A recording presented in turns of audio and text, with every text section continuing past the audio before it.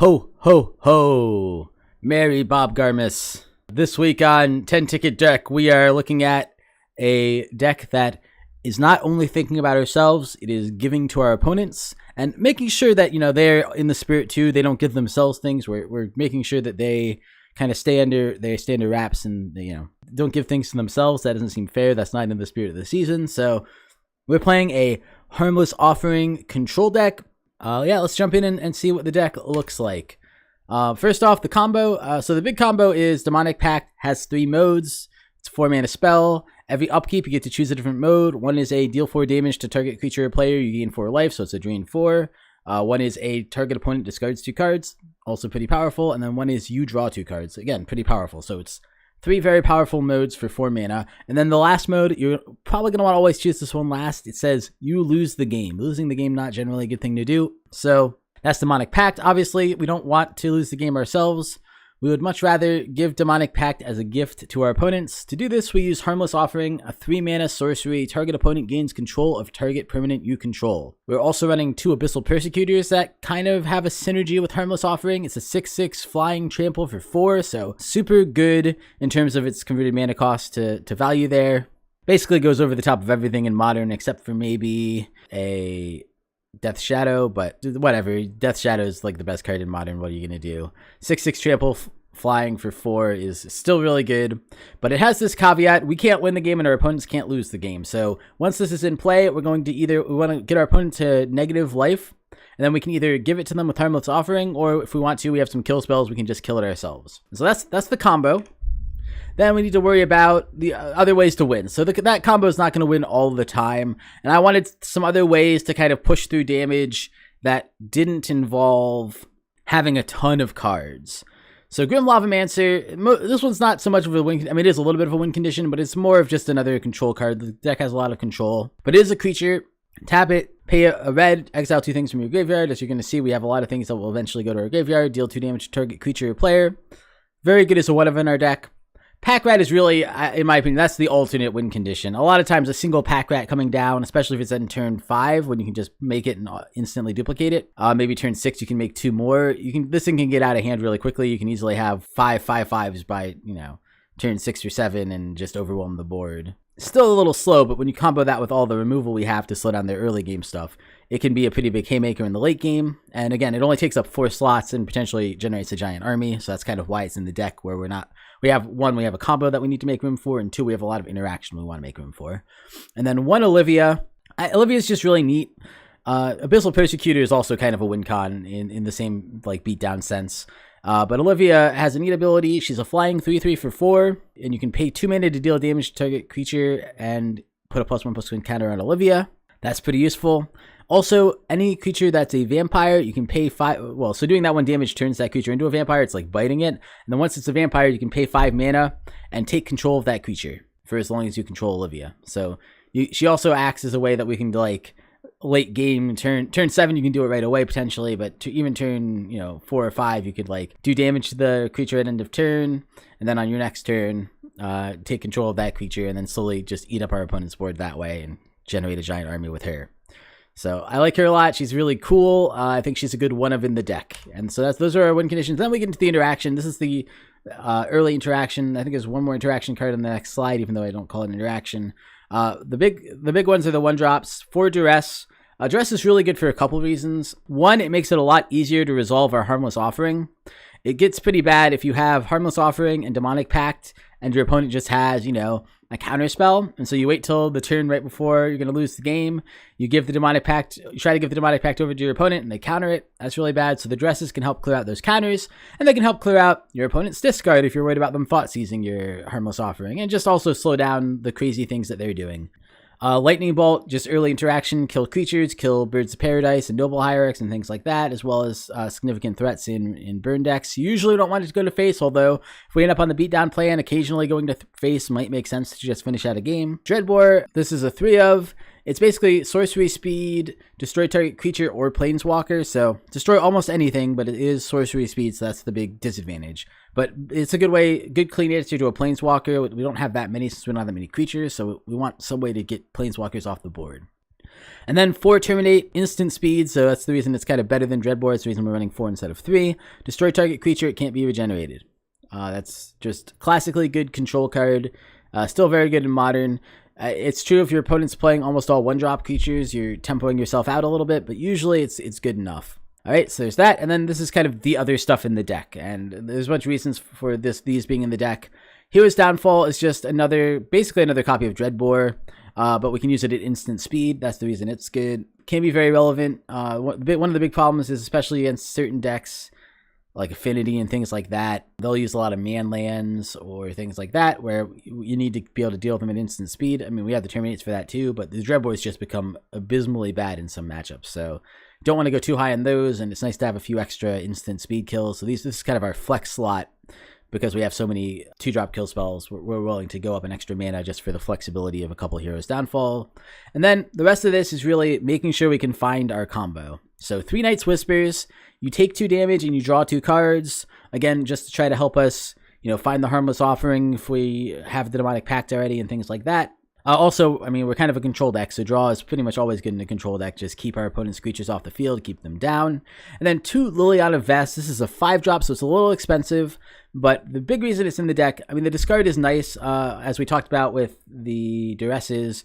Discarding, keeping your opponent out of having stuff that can interact with your combo is really nice. So if they have like 1 card in turn, in hand when you're about to Harmless Offering, make them discard that 1 card so they can't counter the Harmless Offering, things like that. But the more important mode is the -2. Search your library for a card, then shuffle your library and put that card on top.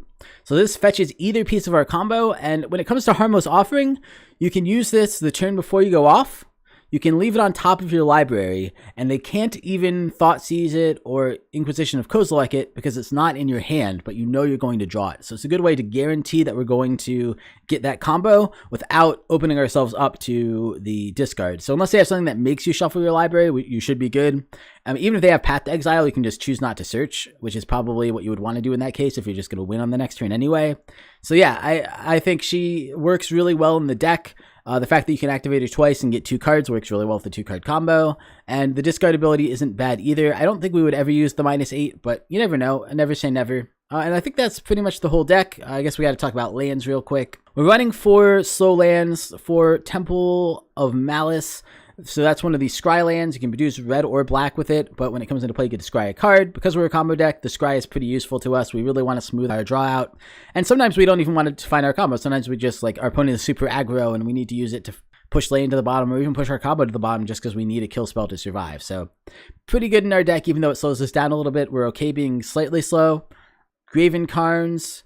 This one is a filter land, so we do have a lot of dual-colored cards like Dreadboard, Terminate, all those. Almost every card, I think, I guess the only one not is Harmless Offering, but almost every card over the cost of 2 requires 2 color mana. So this makes sure that even though we're running a lot of basics, we can get both colors we need when we need them. And it dropped a lot because it was reprinted in Iconic Masters, so it's a good time to pick them up. I think they're like 40-50 cents on Magic Online. And they're a little more in paper, but they're still, I think, like $2 or so. I like these cards a lot. It does suck when your opening hand has 2 of them, and you go, oh, I can only produce colorless. But as long as you have 1 colored mana, they suddenly become like the best land in your deck. So I'm actually surprised they don't see a little more play. I think probably most decks wouldn't want to run them as a 4 of, but as a 1 or 2 of, in almost any modern deck, they're really good. So that's Graven Carns. And then the basics, 6 mountains, 8 swamps. We need swamps slightly more, but it's about even. Especially a lot of our 4-drops require double swamps, the Abyssal Persecutors, the Demonic Pacts. That's why we're slightly heavier there. But pretty good mix of both. And then on to the sideboard. So for the sideboard, we have 3 Ghost Quarters. Help us keep land decks down. Utopia Sprawls, Tron Lands. Even pretty good against Valakut decks and things like that. Good against Nykthos decks if those are running around. So Ghost Quarters are good for that kind of thing. Tormod's Crypt, shut off graveyards for things like Dredge. 0 cost makes it really easy to play and put out quickly. Guttural Response I'm running as a 2 of. This is a little of a weird one. I used to love it. I haven't been running it as much lately, but it's pretty good in green-based decks that really want to have a counterspell. And so it's just a good way to, for 1 mana, hold up a counter, when we're playing our Harmless Offering or something, if we're in a control-heavy matchup where we know they have a bunch of counter spells like Remand and Mana Leak and things like that. Help us push through the critical combo pieces. 2 Dragon Claw in case we're against aggro. Our deck is a little slow. We do have a little bit of natural life gain in the not the Harmless Offering, the Demonic Pact, because that has a drain 4, but we don't have a lot, and this helps us kind of stay in the game early. 2 Smash to Smithereens against artifact-based decks. The extra damage isn't super useful to us, but we needed a little bit of artifact removal, and in red, like we're not green, so we can't have the artifact and enchantment destruction, so artifact destruction is usually better, like more important anyway, and this gets us a little bit of incidental damage that could help us on the damage game plan if we're on that. And then 3 Slaughter Games. Slaughter Games is one of my favorite sideboard cards. I feel like it's fallen out of favor. It might not be that good. I think a lot of people's point is it's a little too slow for Modern, but I think there's a lot of matchups it's still good against, which is why I like it as a sideboard card. Against any slow and controlling deck, the fact that 1, it can't be countered, and 2, you can take out the best card from their deck just can win you games sometimes. I mean, if they're playing blue-white control and you take all of their cryptic commands, it becomes really hard for them. You can also take out all their snapcasters, you know. Even against something like Tron, if you take out all their Eugins or something, sometimes it's worth it. So, I don't know, especially because there's a lot of dead cards in a lot of those controlling matchups. I think Slaughter Games works really well. I like it a lot. And then on to the actual deck. So this is the whole thing. We got a kitty there with a Santa hat on, looking pretty cute. Yeah, $14 in Magic Online. Went a little higher than this. When you're giving something to somebody else, it's okay if you spend a couple extra dollars to do it. I'm not sure how good the deck is, but I think it'll be fun. And in paper, it's about 90. A little high, but not super bad. Some of that's probably the lands. I think some of the lands are a little bit more expensive in paper than they are on Magic Online. And probably the Planeswalker, I bet Liliana Vess is even a couple bucks on in paper, even though she's like, as you can see here, what is that, 18 cents on Magic Online or something? 36 cents for 2. So, you know. But yeah, I think it's a pretty good deck. I think it'll be a lot of fun to play. I don't think it'll win a ton, but it'll win enough to be fun. Matchup-wise, I think we have a lot of trouble with aggro just because even with all our removal, I think we can get run over a little bit. Control can be a little hard just because we have to fight through the counter spells. I don't think they're a terrible matchup just because we have a pretty good long game too. The time they're bad is when we go for a combo and they have a counter that they like just drew or we couldn't get out of their hand for the Harmless Offering. Who knows if that'll happen or not. Mid-range is a little bit of a nightmare if they get a lot of hand disruption. It's not immediately bad for us, but if they draw it on the turn we want to, you know, if we have our Harmless Offering in hand and they draw it that turn and they, you know, Inquisition of Kozilek us and get rid of our Harmless Offering, it's pretty painful. So can be bad for sure. But I think we have a reasonable chance against everybody. I don't think it's a good deck, but I think it has a chance against anybody. Pack Rat has a few bad matchups anytime they have something like Echoing Truths in the sideboard, or what's the other one? Maelstrom Pulse is pretty mean against it. But against a lot of decks, if they just have single target removal, Pack Rat is ridiculous. And again, there's ways that they can interact with their combo, but just some decks will have it, some decks won't. A lot of decks have it somewhere, but a lot of them don't have it like in their kind of like main board. So we will see. I'm excited to see. And that's the deck for the week. Gonna jump into some games and play it. Thank you guys so much for watching. I'll see you next time. Hey guys, Bobgar here. I just really wanted to quickly say, if you enjoyed the video, please give it a like. If you enjoy my content in general and would like to see more of it, subscribe. I'll be coming out with more content in the future. And please leave me comments and let me know what I'm doing right, what I'm doing wrong, both in terms of production and in terms of my play and my deck building and all that. Thank you guys so much for watching. I really appreciate it, and I will see you guys next time.